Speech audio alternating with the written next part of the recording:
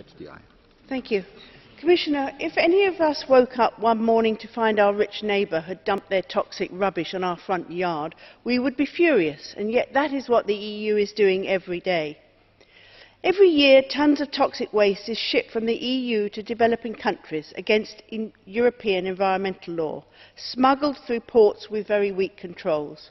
Almost 3/4 of electric waste in the EU is unaccounted for, and only 1/3 of electronic waste is treated according to EU legislation. In the UK, the average Briton throws away 4 pieces of electronic waste every year. That's 500,000 tonnes of broken TVs, computers and phones, but over half of this is not recorded as being recycled. It just disappears. And that's only in my own country.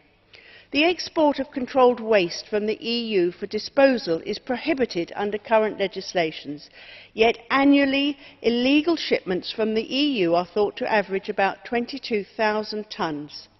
The WE Directive states that exported electronic items must be in working order.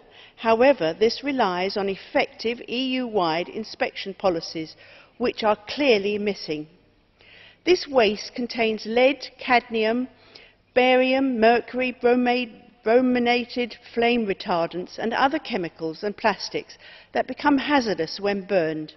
And burning is often the cheapest method to recover these valuable metals, as adults and children scramble over the dumps of rubbish in their quest to earn a few cents.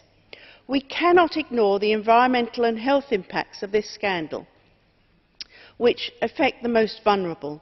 Frankly, as a European, I am ashamed. I thank the Commissioner for the answers and the responses, but we need to know the specifics of how he is going to close this loophole in the waste shipment regulation. Does the Commission have any plans to address the tonnes of EU waste already dumped in African countries? And does the waste shipment regulation need to be revised, or is it just a matter of enforcement? This is an urgent problem and action needs to be taken now, and I await your response. Thank you.